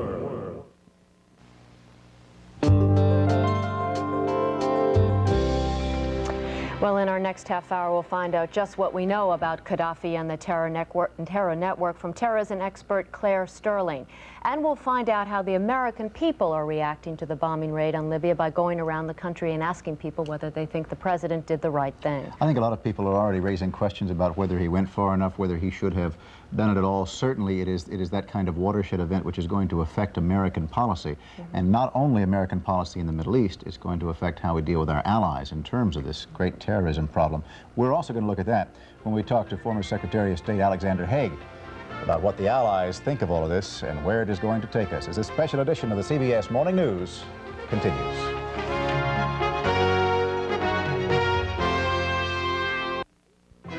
From Channel 5, this is an Eyewitness News Update.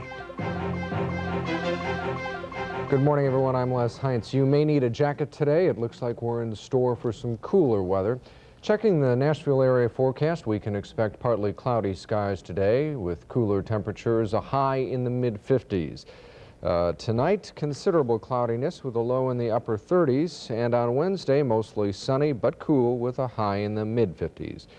Currently, the temperature is 50 degrees in Nashville. The relative humidity is 46%. The winds are from the southwest at 7 miles per hour, and the barometer is at 29.93 and rising. We have 3 traffic accidents to report to you this morning. The first one is on Old Hickory Boulevard and Dickerson Road. The second is at Charlotte and 13th Avenue, and the third area to avoid on your way to work this morning, the 6500 block of Robertson Road. There is a car apparently that's run into a rock quarry there. In our news this morning, Congressman Bill Boner says much of the controversy that has surrounded him is because Nashville's morning newspaper, the Tennessean, decided to make his financial affairs a news story. Appearing last night in an exclusive live interview with our Chris Clark and Corinne Russell, Boner said he got a call from a staff member at the Tennessean who asked to meet him at a restaurant, which he did. And that representative told me at the time that the publisher of the Tennessean was going to assign 2 reporters to me, and the term that was used, and I quote, they're going to wash your laundry in public. Now, why they were going to do that and why that has occurred, I don't know. Tennessean publisher John Sigenthaler told Eyewitness News early this morning that a reporter had met with Boner last spring. According to Sigenthaler, the reporter, James Pratt, told Boner it would be better for Boner and the media if he released his financial information as promised. That if he didn't, the paper would feel a responsibility to look into the financial dealings of both Boner and his wife. And does Sigenthaler dislike Boner or want to get Boner? He says Boner has made the relationship more adversarial than he has, and adds he has never opposed Boner in any election. An early morning fire in Clarksville has left 2 of the city's firefighters injured. Over 70 firemen responded to the blaze at the Ratchford Tire Service.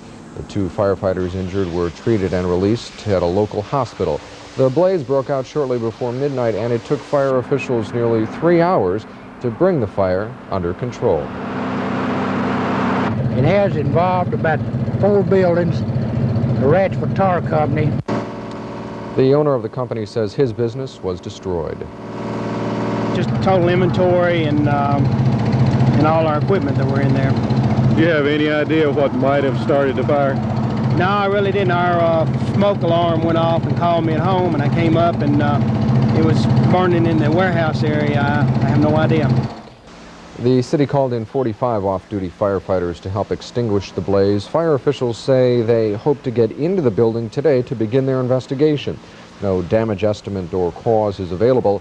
The building covered about half of a city block. Police officers in Clarksville were also busy this morning rerouting traffic away from the fire. The tire company is located on 41 North, a major thoroughfare in the city. And we'll be back with more news in just a moment. Have you heard the latest rumor about Richard Smith? Maybe you've heard some of the rumors, like Richard Smith is one of the highest volume dealers in Tennessee, or that Richard Smith is the #1 GMC truck dealer in Tennessee. Another rumor says we have over 450 new and used cars and trucks in stock, and that the reason we sell so many cars and trucks is that we do sell for less. The fact is, all these rumors are true. We'll beat the pants off anybody's deal, or my name isn't Richard Smith. An East Tennessee woman remains in serious but stable condition at Vanderbilt Hospital at this hour after being involved in a traffic accident. Metro police say Valerie Shea of Cumberland Gap was southbound on Murfreesboro Road when she apparently lost control of her vehicle. Shea tried to regain control of her car but struck the bridge embankment on Voltree Boulevard.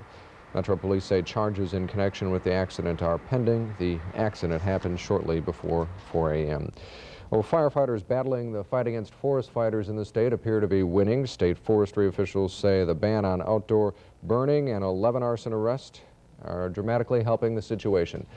More news on Talk of the Town. This has been a Channel 5 Eyewitness News update.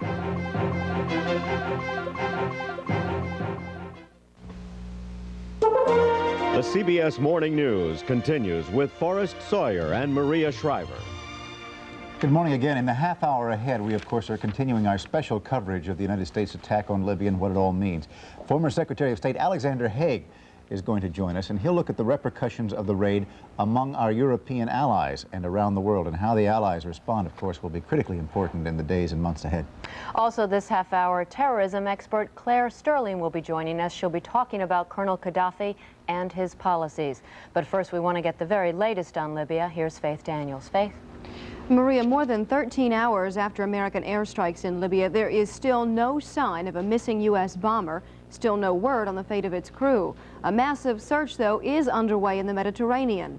In Libya, reports of heavy civilian casualties and angry calls for revenge. More now from Alan Pizzi in Tripoli. The Libyans claim only civilian targets were hit in one of the areas attacked by the American planes.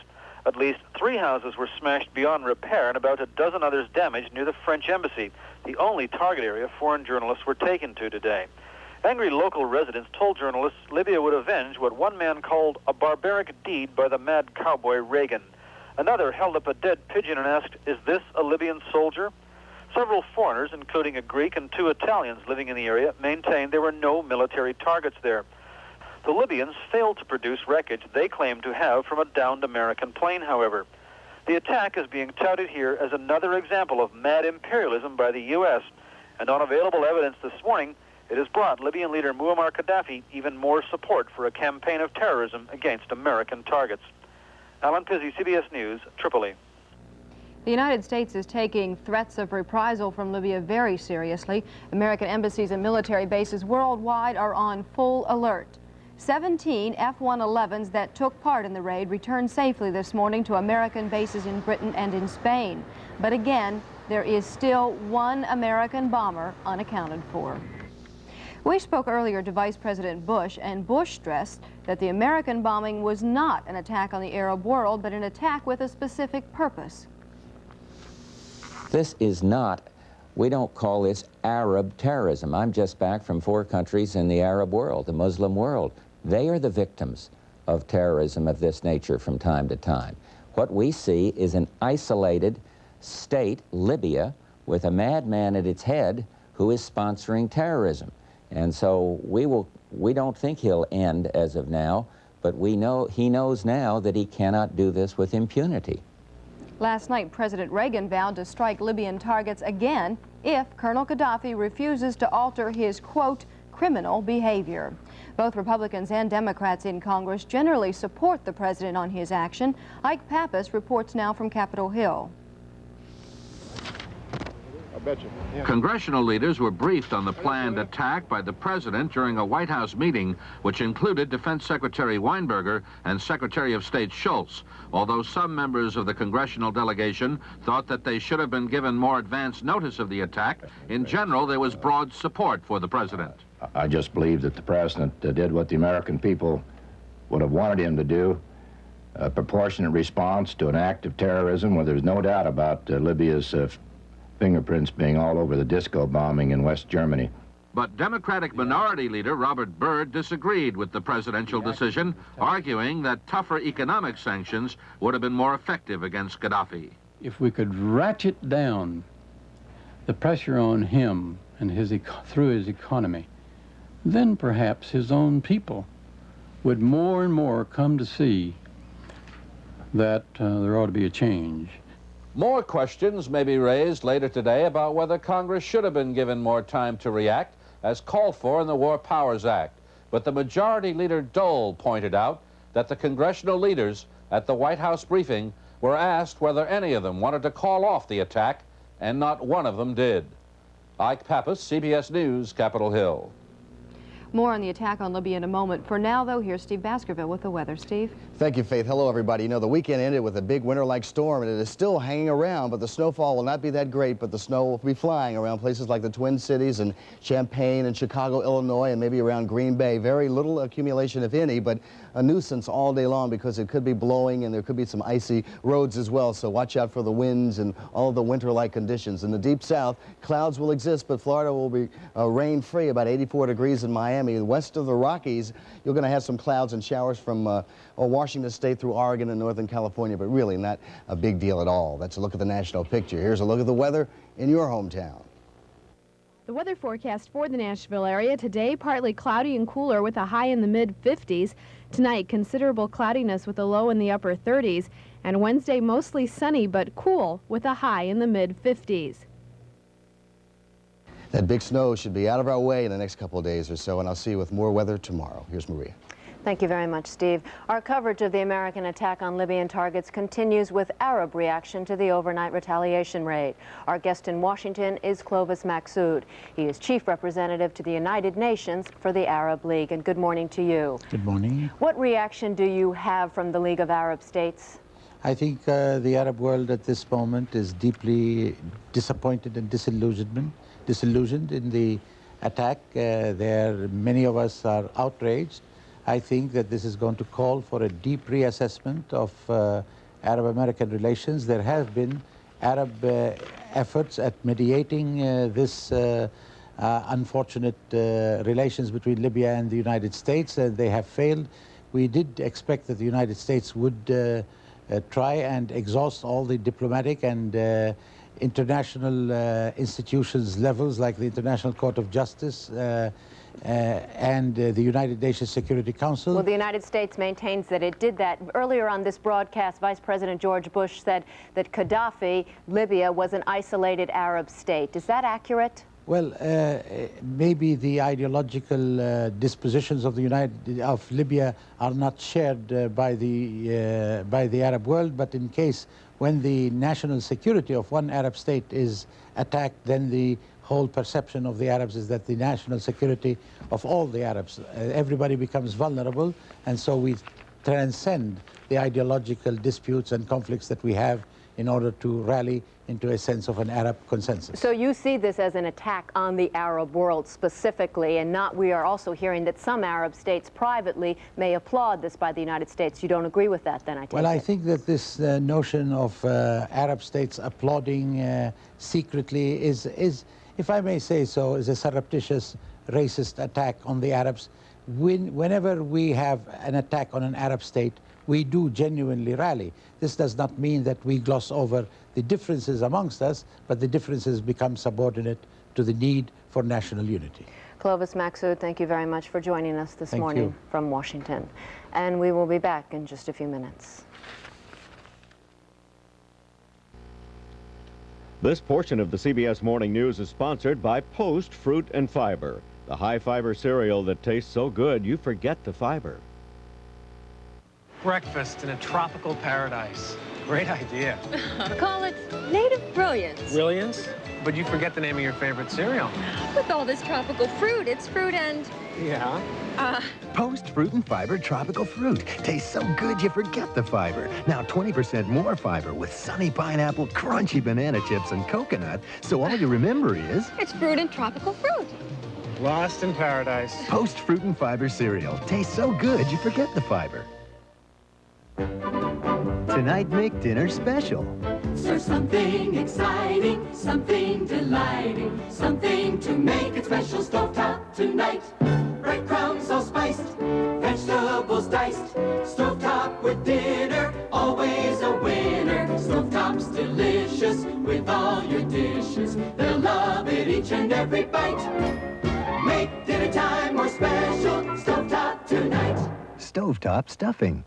If you come into Kmart during the Glidden Chevrolet Truckload Paint Sale Sweepstakes, you can pick up some Glidden paint on sale and maybe pick up one of 10 Chevy S10 pickups. You can't do better than Kmart, the saving place. Last year, we consumed more than 14 billion pounds of snacks, which is why Dannon introduced snack-size mini packs. If we're going to eat that much snack food, the least we can do is feel good about it.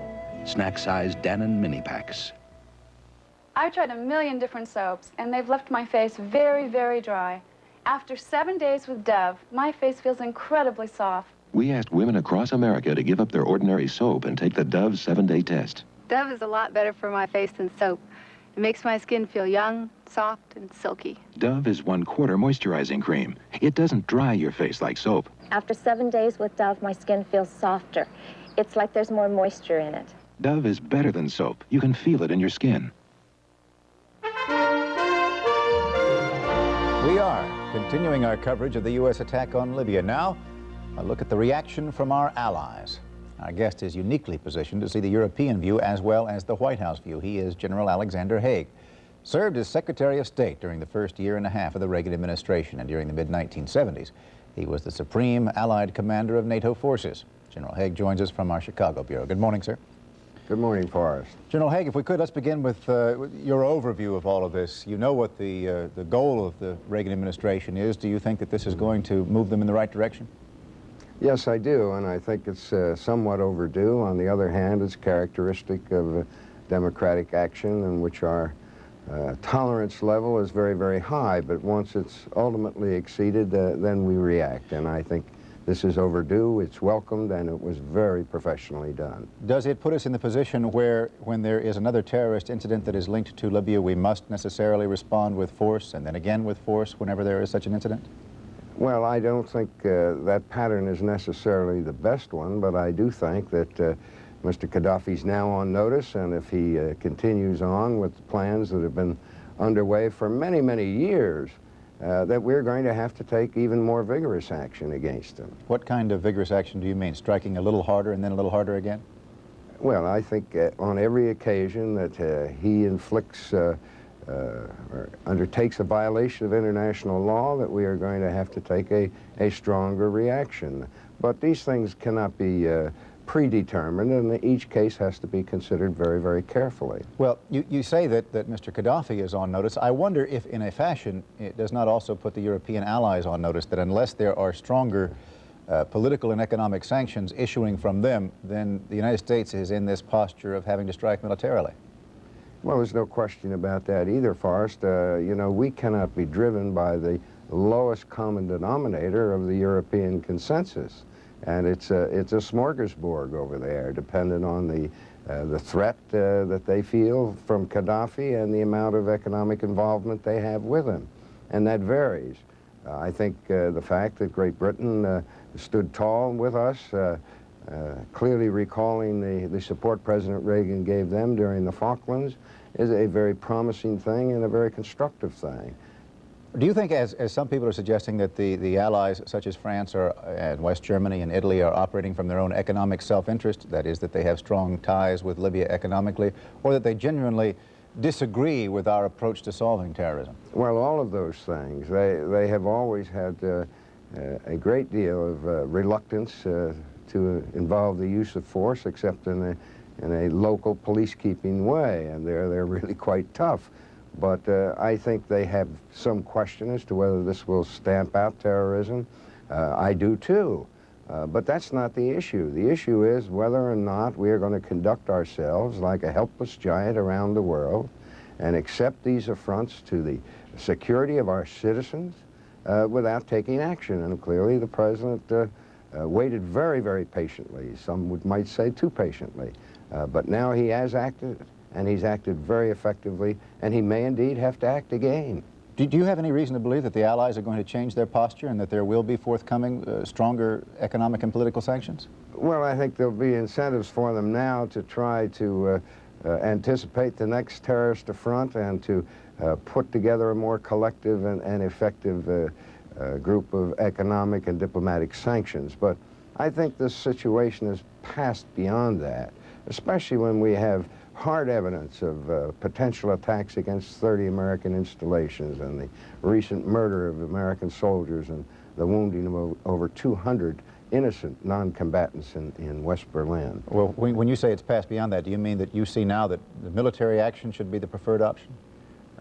I would never say that. There's no ironclad rule, but I do think that with each level of response, you get into a new framework of contingency responses for the future, and now we're at a higher level. So if Mr. Gaddafi flaunts this retribution by engaging in more terrorism directly attributable to him, then I think we're going to have to take even more vigorous action against him.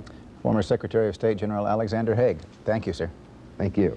And when we come back, we'll look at the terrorist network. The time now 15 minutes before the hour. This portion of the CBS Morning News is sponsored by Budget Rent-A-Car, which says, we're going your way. We're going your way, saving with style. We're going your way, mile after mile. We're going your way, we're Budget. At Budget, you get stylish cars without the stylish prices. Just $39.95 for a luxurious Lincoln. There's no better way to go. We're going your way, we're Budget, and we're going your way. Women lead such hectic lives managing a career You're all set for Hawaii. and a family, there's no time for irregularity. Let's go for a ride, Mom. Maybe later. Okay. Yet women suffer from constipation 3 times more often than men. That's why there's Correctol. Its special formula with calcium added combines a mild laxative with a softening agent. It works gently overnight to help you feel like yourself again. Let's go another mile. Correctol, the gentle laxative so many women prefer. When I'm working, I think about sleeping. I'm Ernest Williger. Mattresses are my business, have been for more than 40 years. My company makes Stearns & Foster mattresses. Many people say they're the best money can buy. I say you'll get a great night's sleep on a Stearns & Foster. If you forget my name, I won't mind, but please remember the name of my mattress, Stearns & Foster. You can't get a better mattress or a better night's sleep. Morning is your time. The earth wakes up with you. You always feel that spark of life in everything you do. Grape nuts. For you, it's as natural as the morning. No sugar added, no preservatives, just an honest nutty crunch.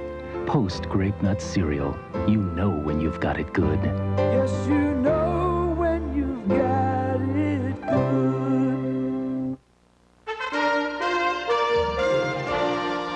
The attack on Libya strikes at one of the most prominent figures associated with terrorism, Colonel Gaddafi. In just a moment, we're going to ask a terrorism expert what the raid may have accomplished. But first, let's look at the Libyan connection which triggered the U.S. retaliation. It was the disco bombing in West Berlin just a week and a half ago. President Reagan says that on March 25th, Tripoli ordered the Libyan People's Bureau in East Berlin to conduct a terrorist attack against Americans with maximum and indiscriminate casualties. April 4th, the day before the blast, the People's Bureau promised an attack the next morning. April 5th, the bomb attack. 2 killed, 230 injured. The Libyans in East Berlin report to Tripoli that their mission was a great success. President Reagan says Allied cooperation has helped avert similar tragedies. With the help of French authorities, we recently aborted one such attack, a planned massacre using grenades and small arms of civilians waiting in line for visas at an American embassy. We were hoping to talk to Claire Sterling, an expert on this subject, but we've had some technical difficulties, and we will now go to a commercial, and we hope to have that interview in just a few minutes. We hope you'll stay with us. Think we'll win? Maybe, if the champ doesn't show up. Yeah, Jimmy Joe. Lightning, I'm sure to win with my crap thick and spicy. Just think, who can compete with a sauce so thick it stands up to my drumstick test? Who can compete with spices you can see and taste? Mmm-mmm. Bye, everybody. Kraft Thick and Spicy Barbecue Sauce. So thick and spicy, there's no contest.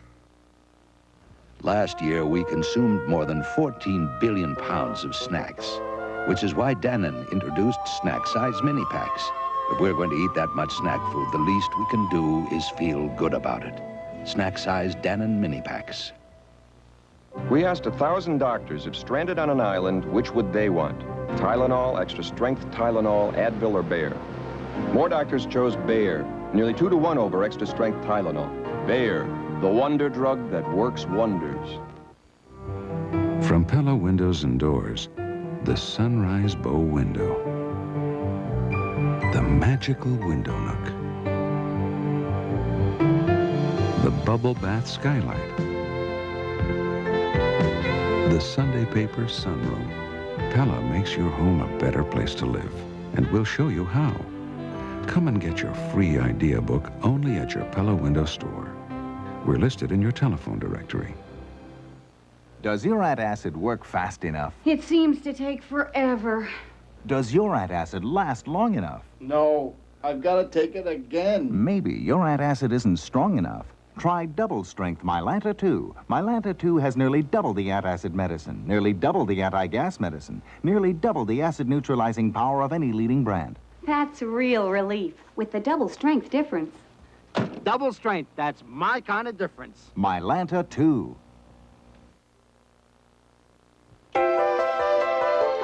Time now, 9 minutes before the hour, and here's a check on the weather in your hometown. The weather forecast for the Nashville area today, partly cloudy and cooler with a high in the mid-50s. Tonight, considerable cloudiness with a low in the upper 30s. And Wednesday, mostly sunny but cool with a high in the mid-50s.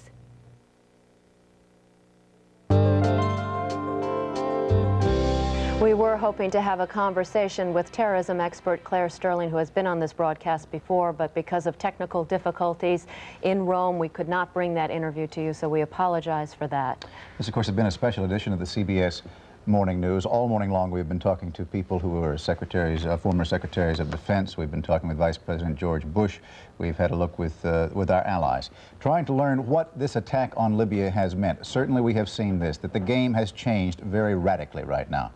The element of military force used by the United States has been introduced very powerfully into the equation, and there is a fear that a ladder of escalation may now be introduced. That is, that Libya will respond with terrorism and that we're in the position of having to respond with some kind of force. And Maria, I think the question then is whether the Allies will fall behind the United States and support with political and economic sanctions. That's something certainly the congressional experts and congressional leaders have been talking about this morning, waiting to see what the Allied reaction will be. And as everybody has also been saying on the broadcast this morning, we are in a new era. The United States is dealing with terrorism in a way it has not dealt with it in the past. Interesting point that Senator Sam Nunn said. He said that at least in the short run, we're into some very dangerous waters, but the hope is that in the long run, terrorists will have seen that they cannot continue in the path that they have been walking. Well, that's the experts' view on America's attack on Libya. We want to close our special edition by seeing how the people of the United States feel about this raid. We've got a very unscientific sampling of the nation's mood, and it comes from CBS News correspondent Rob Armstrong. Catherine Bell is a worried mother, worried about her 2 children. They're somewhere in Libya with her ex-husband. For her, it is not a question of nations or of politics. In fact, I wrote to President Reagan in January because I knew my children were there and he was ordering all of the Americans out, and told him that there were some people, of course, who couldn't leave if we took military action. I didn't hear from him, but I've worried about it for a long time. Florence Allen is a worried mother, too. Her son is a captain on the USS America in the Mediterranean. I was glad to hear that it's possible that they hit Gaddafi's quarters. I thought that was good for him. Mothers and fathers and brothers and sisters all over America are talking about the attack on Libya on the radio in Chicago. I'm very glad to see that America is finally doing something to show that we will stand up for ourselves and not let people like Gaddafi take advantage of us anymore. That support was echoed across the country. The White House had spent a week getting America ready for the attack, setting up its case against Muammar Gaddafi. Some airport reaction in Los Angeles. This cold-blooded, uncalled for terrorism and strikes against innocent people has to come to a screeching halt. Something has to be done.